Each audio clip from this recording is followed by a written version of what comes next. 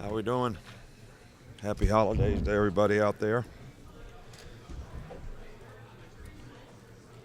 This has certainly been a wonderful opportunity for our team and our players. I think the people from the Orange Bowl have done a marvelous job, and their hospitality. The city of Miami has done a outstanding job with their hospitality. So we've had a good week here, and it's a tremendous challenge to be able to play a great program like Oklahoma.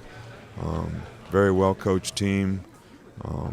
They've had a tremendous amount of success, and they've got some outstanding players. And if you're a great competitor, I guess you love playing in games like this. So that's a challenge for our players. So we're looking forward to it, and we're just happy to be here.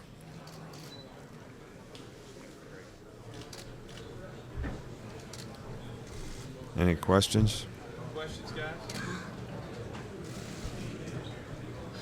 Coach, you've been here to a lot of these big games and these big moments. Do they change for you, or is it still the same old, really, or what? Oh, it's never the same old, same old. I mean, you're always looking forward. You're trying to control what you can control. Every game, every team is a new challenge. Our team and the team that you're competing against. So, trying to maintain focus with everybody, not get distracted by a lot of external factors and noise out there, as well as be deliberate in terms of the mental intensity and focus that you have in practice every day to prepare for the game, which is a real key to the drill. And I think when you're away from home, it's a challenge for all of us, and I've been pleased with the way our players have done that so far this week.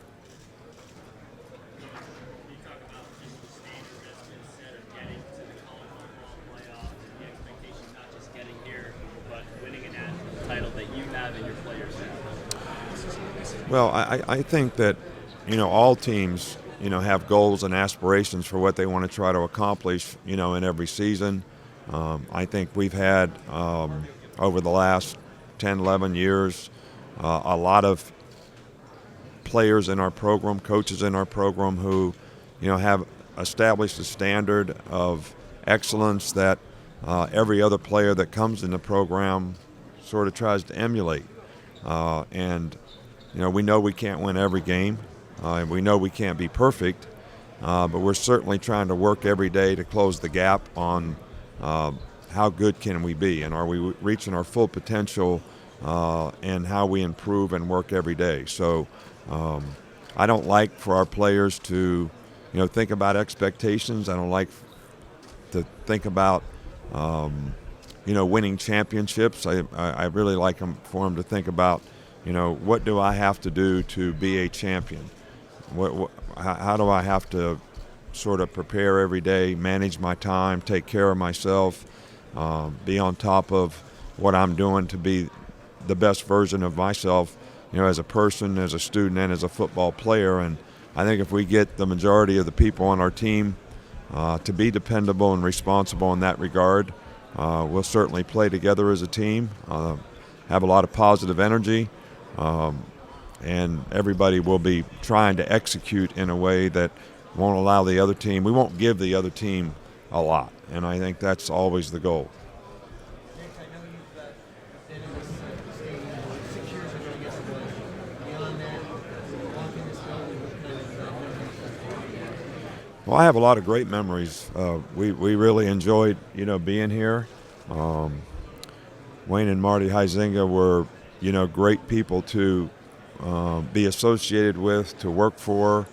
I think I told somebody just last night at dinner that probably never been around more gracious people in all my life in terms of what they did for this community, and what they did for a lot of people, and really what the opportunity that they gave us and how they supported us in the opportunity.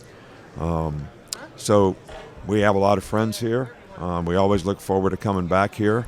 We wish things would have worked out a little better for us in terms of winning a few more games. But we enjoyed the experience, and the experience helped me become a better person and a better coach.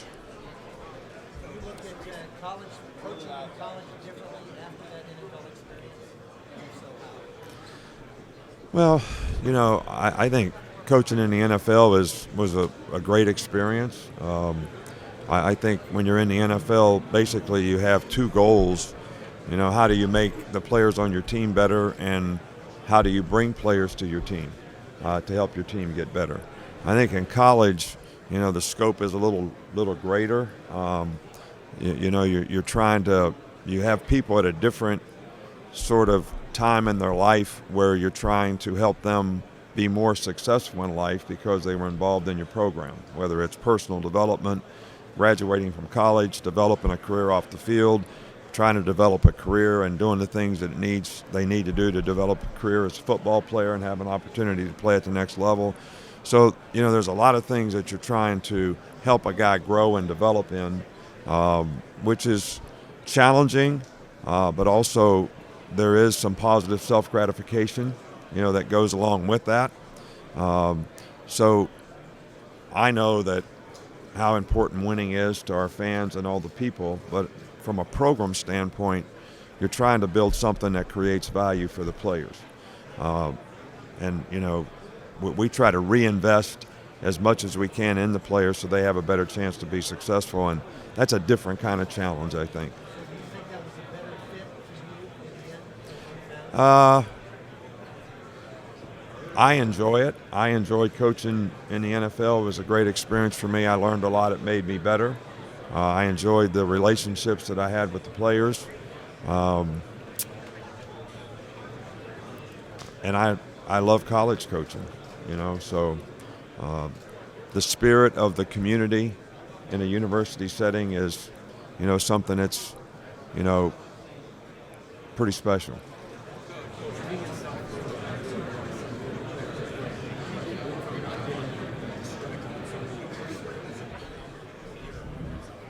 Well, I think that's a challenge. I think it's pretty natural to be in a situation like this, and I call them external factors, that can sort of distract you from the focus that you need to have on the task at hand. And we talk to the players a lot about that. We try to get them to be, I call it deliberate and deep, in what they're doing every day in practice. Have a purpose in what you want to try to accomplish and what you want to try to do, understand how that's going to help you play better in the game, and, focus on those things. And when we're not involved in football, it's okay to be involved with your family. I mean, that balance is probably good. But everybody's got to make good choices and decisions about what they do and what they don't do, so it helps them take advantage of their gifts. And we're constantly trying to get our players to understand that, and that the choices and decisions that they make can be very powerful and positive, but they also can be pretty detrimental if you don't make good choices and decisions. Stewart said that he was 80 to 85%. How do you think his progression is health-wise leading up to the game right now? Tua has had a good week this week. He's done things in practice that make you feel as though he doesn't have lingering issues. He's been able to move around in the pocket. He's been able to throw the ball on the run. So last week when we were practicing, back in Tuscaloosa, there were signs that maybe he wasn't 100%, but it seems like this week he's getting closer and closer to that.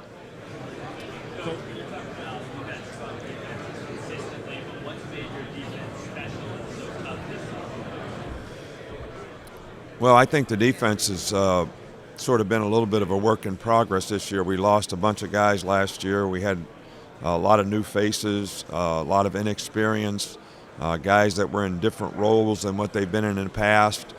Probably didn't have quite as much depth going into the season, so we had some younger players that needed to develop.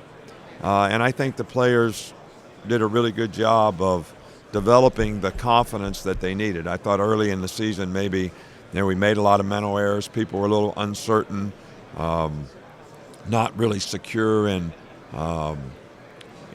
they knew what to do, but they were almost a little afraid to do it. And being aggressive and assertive in communication and playing together, and that's sort of developed in a very positive way throughout the course of the year, and I think that's helped our performance quite a bit. As a freshman, just how impressive you've been with him and how he's been able to adapt to the college football life. Patrick has done a really, really good job for us this year. He's got a maturity about him that's beyond his years, and he's been a really, really consistent player. He's bright, he's smart, he's got very good football intuition. He understands what you're trying to get done and what you're trying to do, and goes out there and executes it, fairly well, especially for his experience and his age. But we sort of brought him along in the first couple games. We just played him about half the time, and then he became a starter, and he's just done a really good job. And he's a phenomenal person.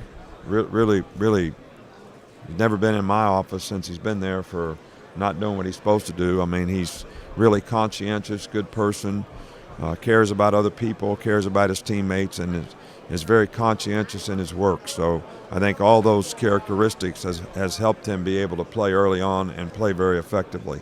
Most of the time when we see you're a very serious guy, a lot of your players yesterday said you're very funny, and we don't see that side. Can you just talk about that a little bit? Why we always get this? We'll get you to smile now, so that's good. Yeah.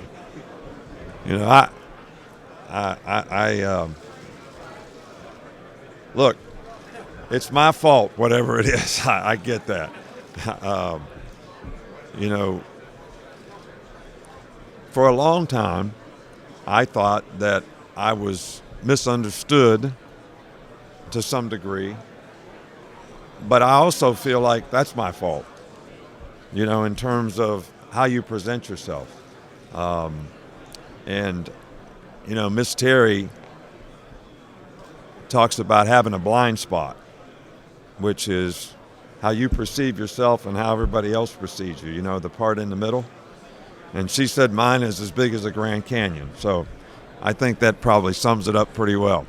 But look, I think having good relationships with the players and not being uptight around the players is probably something that helps them. They need to know that you care about them. I don't think there's any player that really cares what you know until they know that you care. And I really do enjoy the relationships that I have with our players on our team. And I think it's a real positive that we have so many players that when they leave Alabama, whether they go to the NFL or not, they're all anxious to come back and sort of renew the acquaintances and the relationships that they developed while they were in the program, and I think that's a real positive. Tua just told us that he, on that 80 to 85% comment, he said that I expect to be 100%, about 80, 85 now, and he expects to start. Is that your position that if he's like 80% or 85, will you not start him, or how does that work? Look, I'm not really a medical expert. The medical staff makes a decision about whether a guy's capable of playing and going out there and doing his job, and then I think the player has to sort of have input on that as well. In other words, medical staff can say he's fine, but if the player doesn't think he's fine, then he's not fine. Joe Namath used to always tell the old story about when he got his first knee operation when he's playing in Alabama. Coach Bryant told him he said, "How you feel?" He said, "What really hurts?" And Coach Bryant said, "That's all in your head." And he said, "It hurts just the same." So if it's in your head that you can do it or can't do it, that goes a long way for me as a coach to know whether you think you can go do your job or not. So, and those decisions will be made between now and then. And he'll have input as to whether he feels like he can go out there and do his job or not.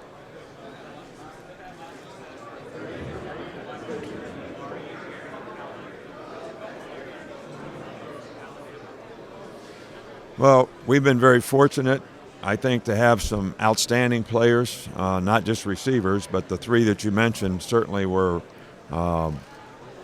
really, really good players and really good people in our program. Set a good example. They were good leaders. All had great work ethic. So we've had some other really good players from around here too. I think there's great high school football here. I think there's a lot of good programs. I think football is important to a lot of the young people in this area who participate, and we're going to continue to try to get some more good players from here because we certainly had some success in the past. So, and most of the players that we've had here have had very productive careers, and it's worked out well for them as well.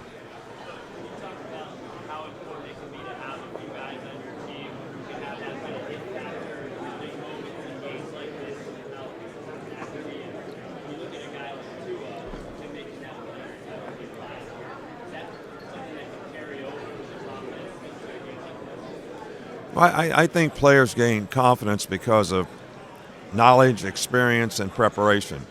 So, when players develop those things in a positive way, I think they develop a confidence and they believe that they can, make the play or make the shot. But I also think that their preparation, helps them do that too. You don't just practice to get it right. You practice until you can't get it wrong. All right, and I think when you do that, it develops a confidence that you can go do that same thing in a game in any situation in the game. And we don't like for our players to necessarily focus on the moment, the scoreboard, the situation, but we want them to focus on executing that particular play. And if they'll just do that, then there shouldn't be a lot of anxiety to affect, how they go about performing on that particular play.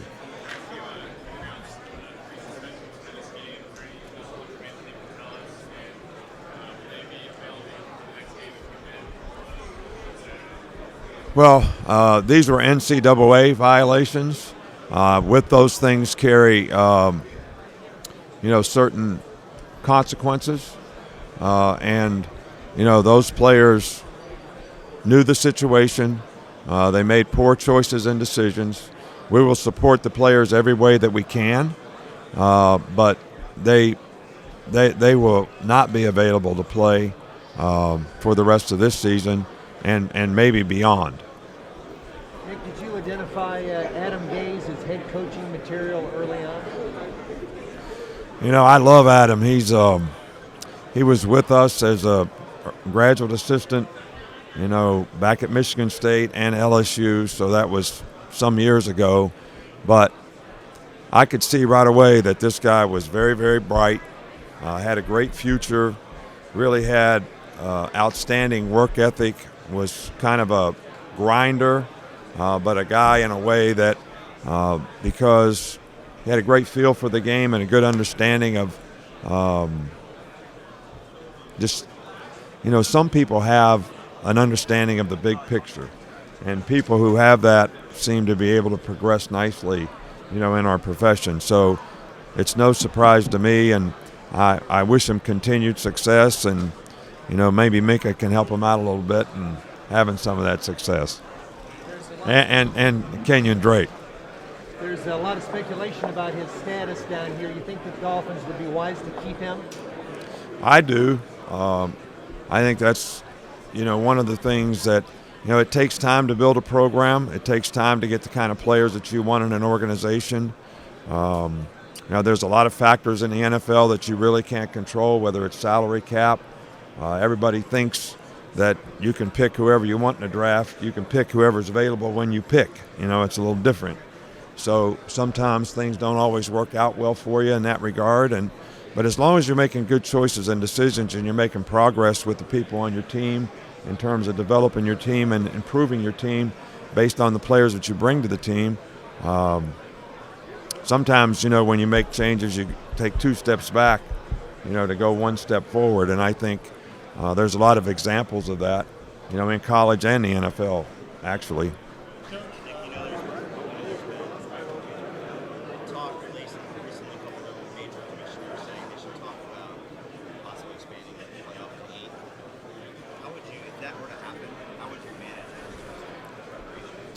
Well, look, I've always been opposed to expanding. I was opposed to going from 2 teams to 4 teams. And look, I think there's been a unique thing about college football that a lot of people get a lot of positive self-gratification from being able to go to a bowl game. That means you had a successful season. A lot of players get rewarded for that.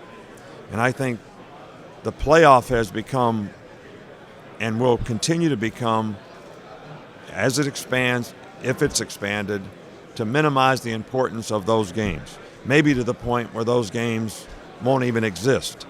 And I'm not sure that that is the best thing overall for college football. So that's always been, when we had a 2-team playoff, I said if we go to 4 teams, it's going to minimize that. So, you're going to see more players not playing in bowl games. You're going to see less people going to bowl games. You're going to see the quality of bowl games, maybe, or the importance of them sort of disintegrate, right, which I'm not sure is good for college football. So I'm not really for going to 8 teams in the playoff. It's a hypothetical question that I have enough issues and problems to solve without thinking about how I'm going to manage something that may or may not even happen.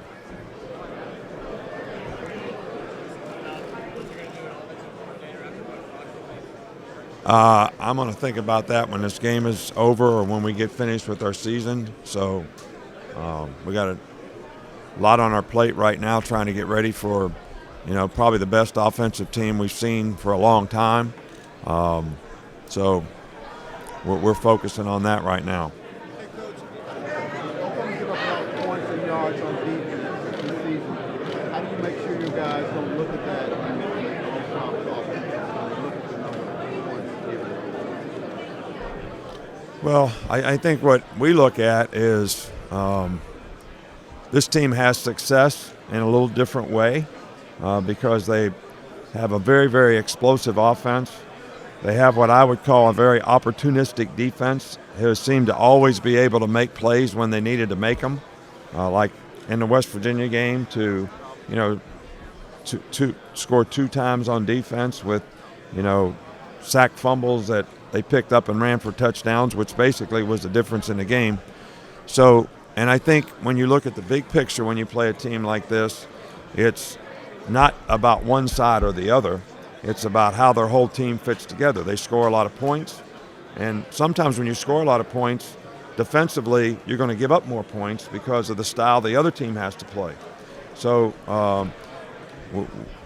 we look at it as if we're going to have to control the game to some degree on offense, probably being more physical, being able to execute, not giving them extra possessions, not giving them plays by misexecutions, on offense, because you're going to win or lose the game as a team, not based on some statistical information.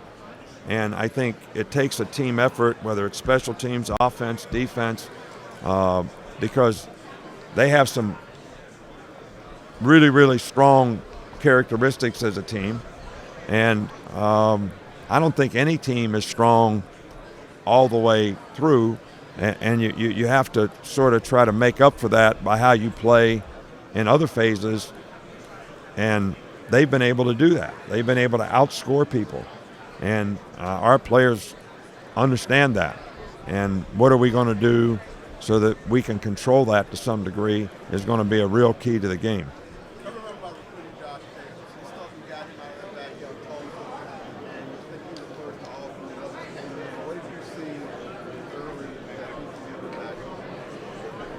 Well,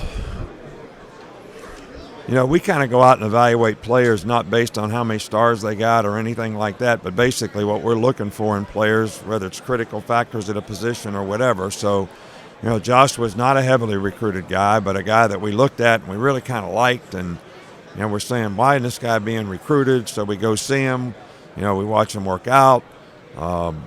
And we just decided that, this guy has the right stuff. He's very explosive. He's quick. He's got good hands. He's got some power as a player. He can make you miss as a runner. So, you always get a little bit of question in your mind to say, this guy's from Oklahoma, and why isn't he getting recruited?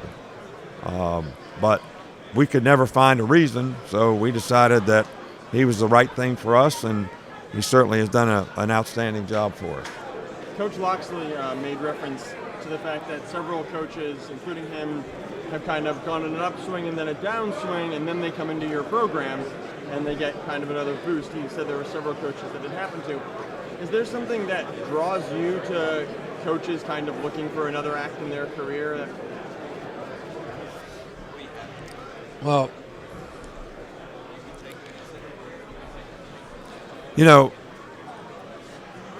coaches are no different than players. I mean, yeah, they're at a different station, they're in a different profession, but our philosophy with players is we have players make mistakes all the time. And we try to, and I could use the word rehabilitate, help them receive the kind of help, instruction, counseling to have a better opportunity to be successful in the future.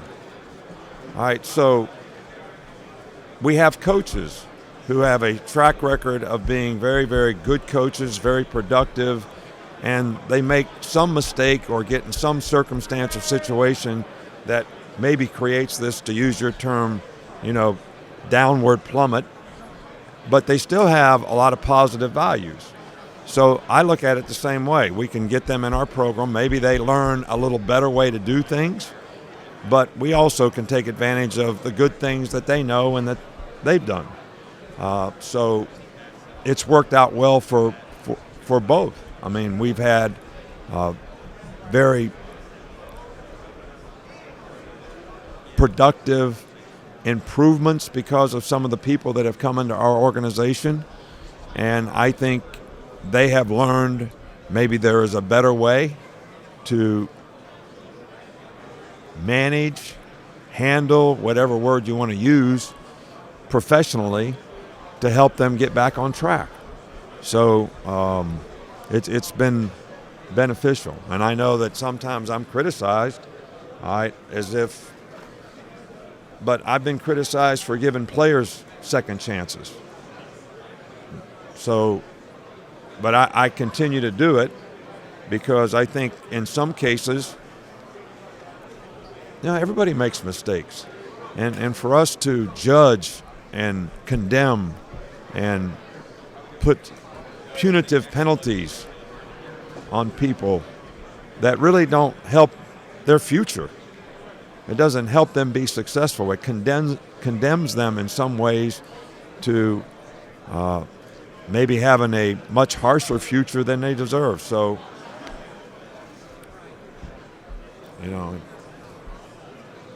it's kind of a internal philosophy.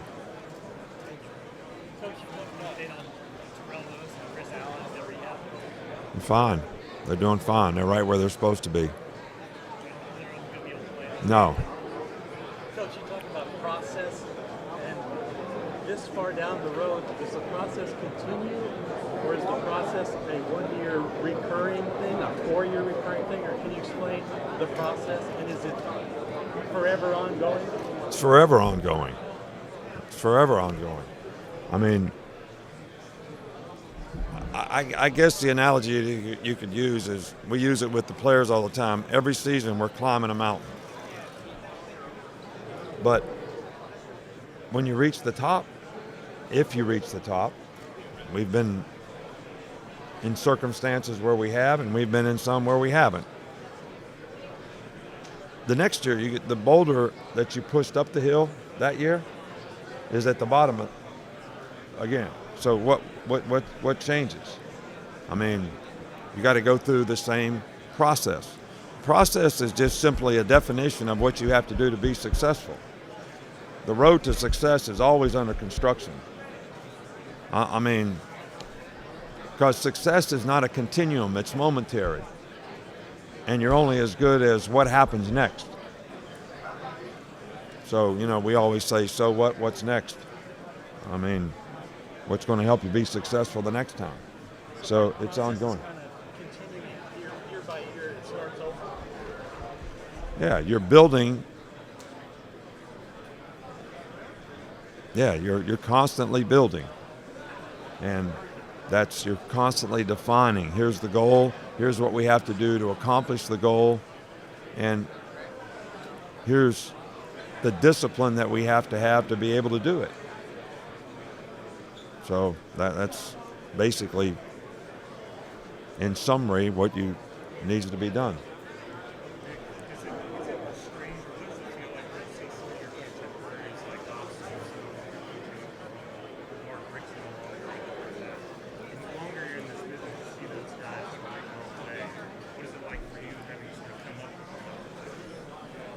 Well, I have a tremendous amount of respect for all those guys. They're outstanding coaches. They're good people. They've been great for our profession.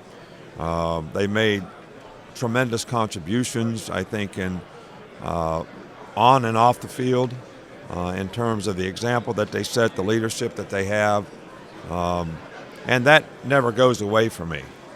Just because they're not coaching the team right now, I still have that same respect and admiration for who they are and what they've done and how they've helped people. And I'm sure a lot of the players that they coach through the years probably feel the same way. Is it a motivation when you see young guys like Lincoln or even Kirby, who are part of building up as a coach? Is it a motivation to see those younger guys come up and think, I got to stay on my game, whatever it might be? Well, a lot of these young coaches are very, very talented, dynamic. They doing a lot of creative things that are very challenging to whoever is coaching against them, whether they're young or old, it doesn't matter. And I have a tremendous amount of respect for, these guys who have, been dedicated to their profession and done a great job in whatever they've been asked to do, and that's why they have the opportunities that they have now. And for those that you mentioned, they've done a really, really good job.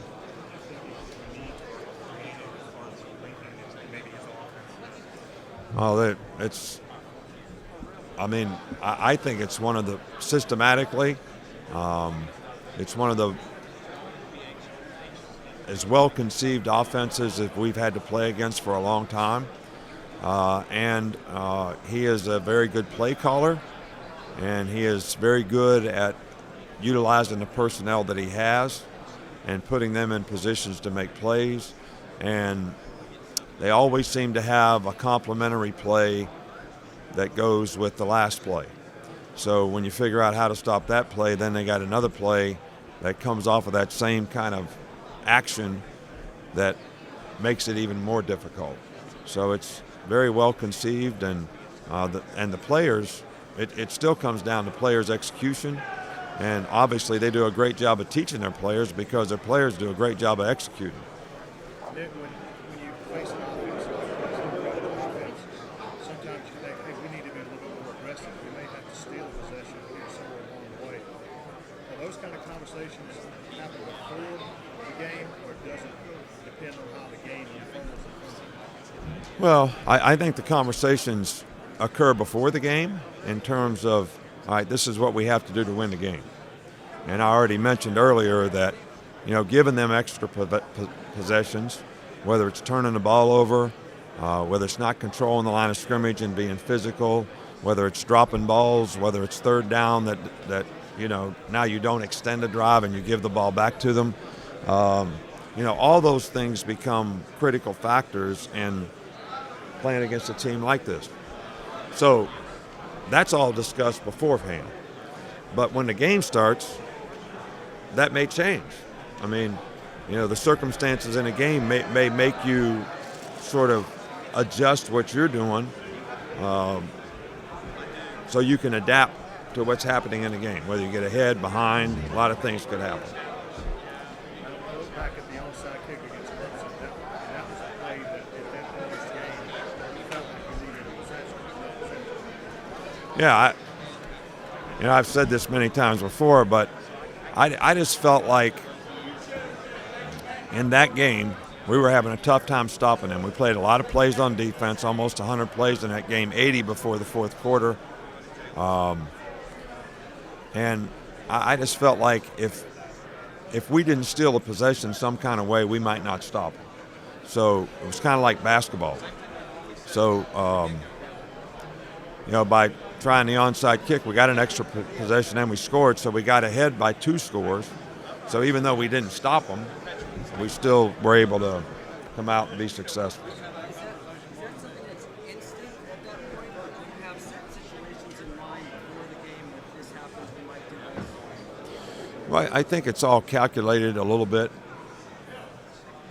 So, you look at things that you might be able to take advantage of, in preparation, and you say, if this circumstance comes up, we think the risk reward here may be worthwhile.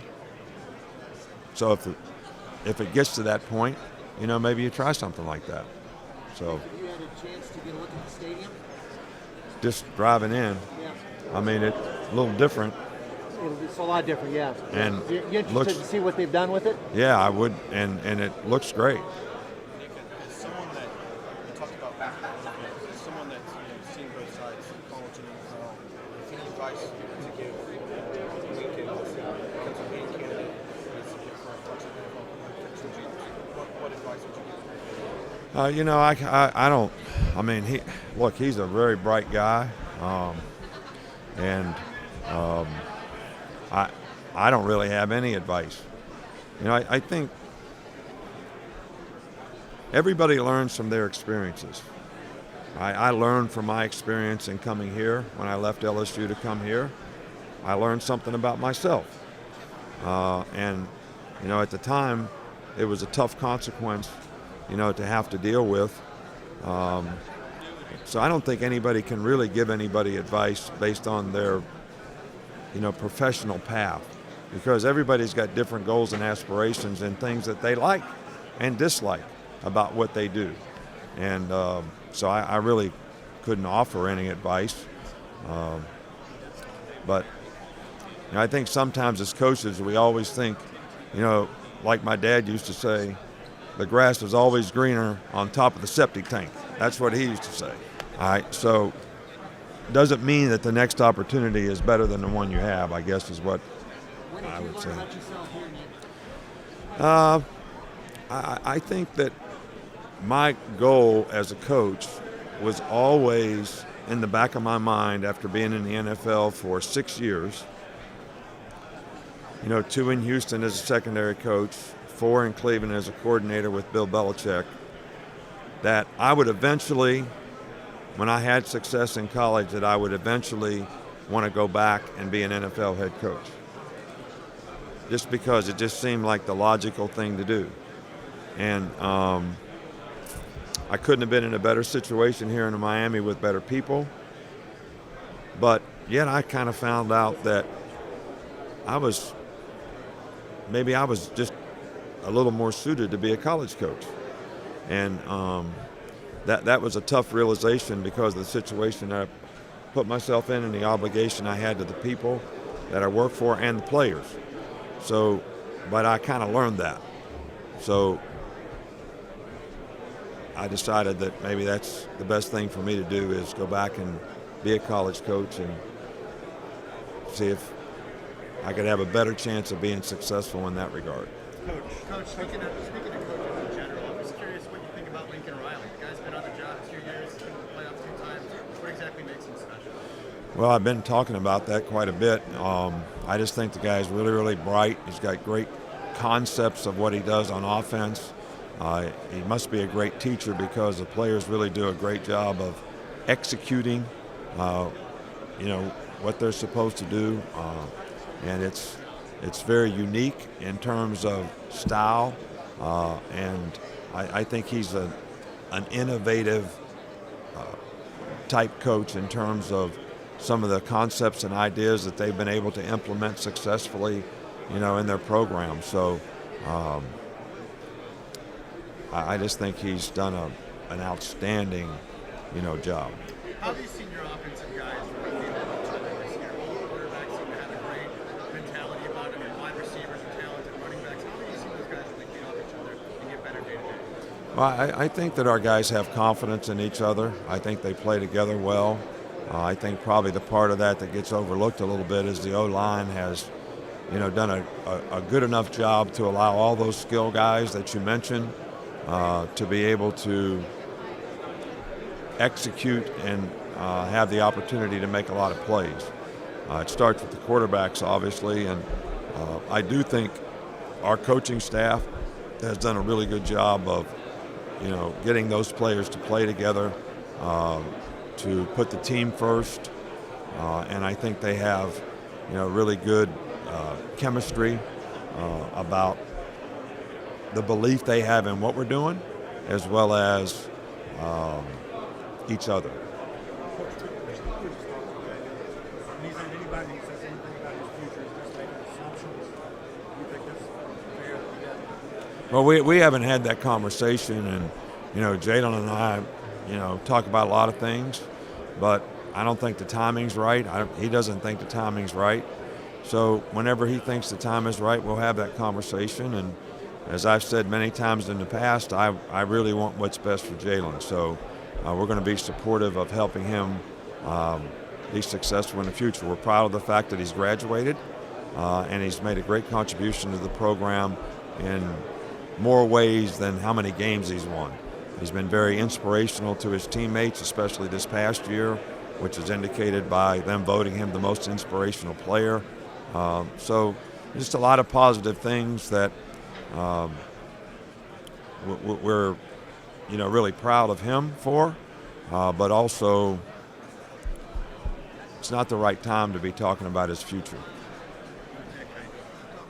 Asking people in different levels of sports, different sports, what they've sacrificed to reach where they are. When you think about to get here in your life, what do you sacrifice?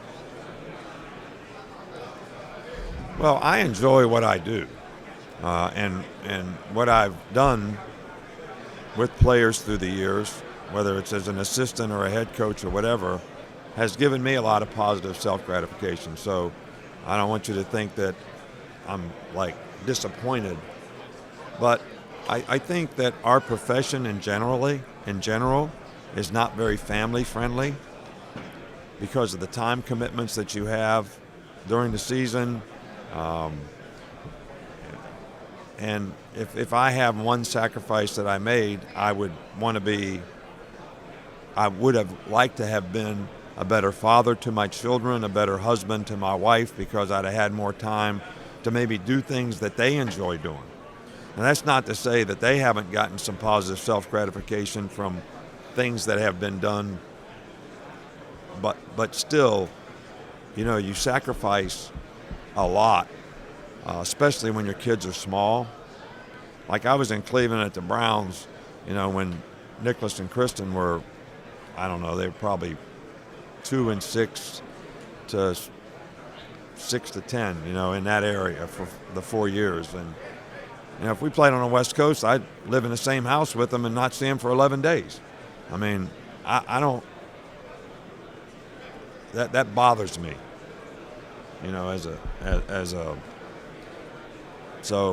but anyway, that I would say the personal aspects, but then on the other side of that, you have so many great relationships because of the profession that you're in. But when it comes to your own family, sometimes you feel like I have a granddaughter now, it's 5 years old.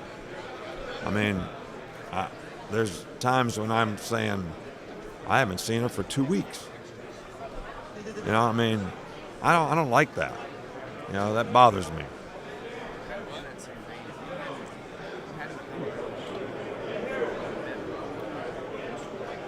Well, I didn't want to be a coach, so I kind of knew what I wanted to be, and it wasn't a coach.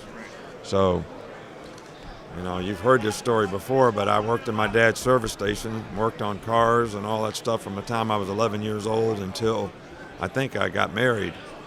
So I just assumed that when I graduated from college, I would get, I thought about going to General Motors, had a school where you could go learn how to be a general manager of a car dealership. I thought it would be something like that that I would do. And, you know, Coach James called me in after I got finished playing my senior year. And, you know, and when I got called in the coach's office, I thought it was like going to the principal's office. You know, it was like, what did I do wrong here? And he said, I want you to come back and be a graduate assistant. And I said, Coach, I don't want to go to graduate school, and I don't want to be a coach. So why would I ever do that? But he talked me into it. So, and I enjoyed it. And it wasn't like going to work every day. And so one thing led to another. And so I guess to answer your question, I guess I'd have been in some kind of business endeavor. That's probably something to do with cars, only because that's what I grew up with. Would have had a bunch of car dealerships. I don't know about You're already that. on your way to that. Thanks. Thanks, Coach. Is We're that done. it? All right, thank you all. Appreciate it. Happy holidays. Nice to see you. Nice to see you. My niece is a freshman at Kent State. Oh, is I that got right? a Golden Flashes T-shirt for Christmas. Great. Nice to see you.